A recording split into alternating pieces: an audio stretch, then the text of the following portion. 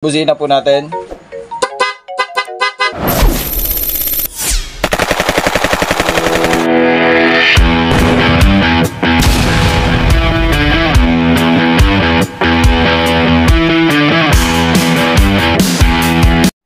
So ito na po mga kaidol, ang una lang po natin munang bubuuin ay ito po munang busina.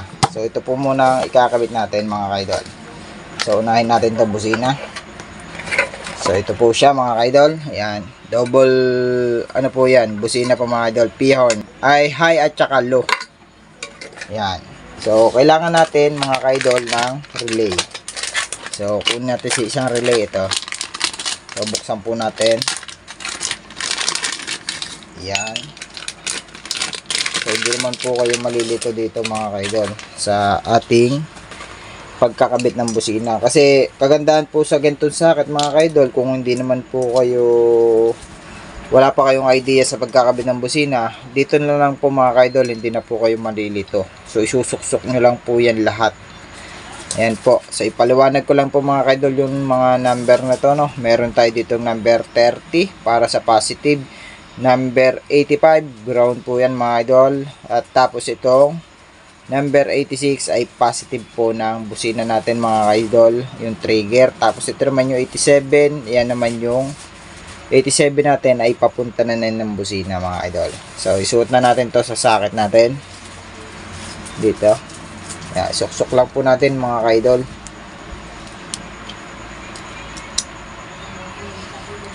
Yan, suksok lang po natin. So, dun po sa na-request sa akin kung paano daw po magkabit ng busina at saka mini-driving lightweight passing po mga idol. Ito na ka-idol, ito na yung request nyo. Ayan, marami rin po kasi sa akin nagre-request. So, yan, isalpak na po natin mga ka-idol. So, bago nga pala natin ito isalpak mga idol, ipapaliwanag ko po itong isa. So, ito, lagi ko po itong sinasabi, sample lang po natin to. Meron tayo dito switch at tapos ito naman yung socket ng stock na busina natin. Tapos ito mga kaidol ay ginawa kong susian. Yan, switch po yung nilagay ko dito. Pero pag sa motor po ay susian po are mga kaidol. So sample lang po yan.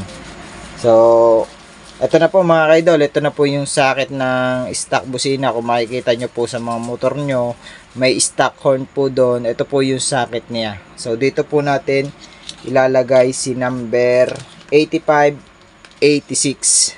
Yan, kahit po magkabaliktad to mga kaidol ay okay lang po. So isuksok na po natin. Yan, kabit lang po natin gayaan. So yan ay kabit na po natin. So higpitan lang po natin mga kaidol para hindi po siya mahugot. So ipitin ko lang tong mga socket. Yan, tapos isuot po natin siya. Suot ko lang po mga kaidol ha.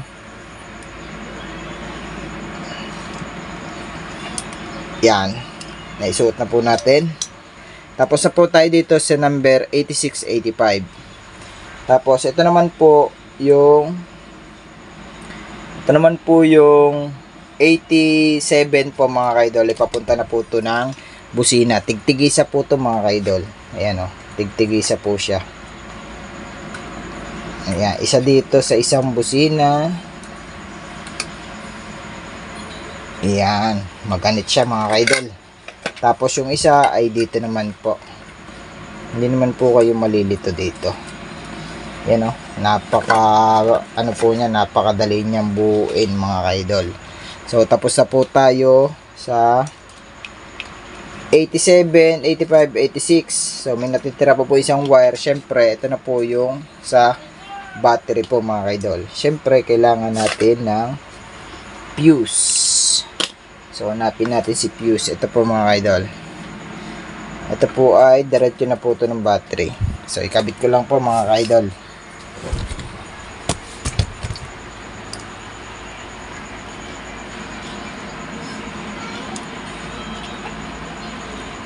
So yan, ikabit na natin yung isa. Tapos ito naman po mga kaidol, tong isang wire ay dito na po sa may busina po.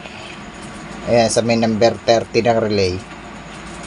So, i-flip ko lang po yan ng gayaan. So, yan. Yan po mga kaidol, tapos na po tayo, no? Paliwanag ko po ulit. So, ang inuna natin kanina ay yung 85, 86, papunta po sa socket ng stock horn po mga kaidol. Yan, kanabit na po natin. Tapos, sumunod naman yung 87, yan, pinagtigisa po natin dito sa busina na PIA. Tapos, si number 30 ay papunta naman po ng positive ng battery po natin. Dito po papunta po sa fuse. Yan. So, tapos na po tayo dito sa busina po mga kaidol. So, susunod naman po natin ay yung mini driving light. So, ito naman po, si mini driving light mga kaidol. Tapos na po tayo sa busina. Yan.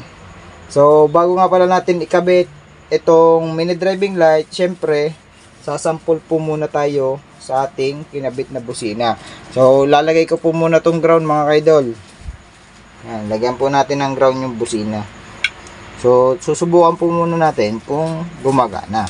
Siyempre, bago natin ikabit yung mini driving light. So, yan.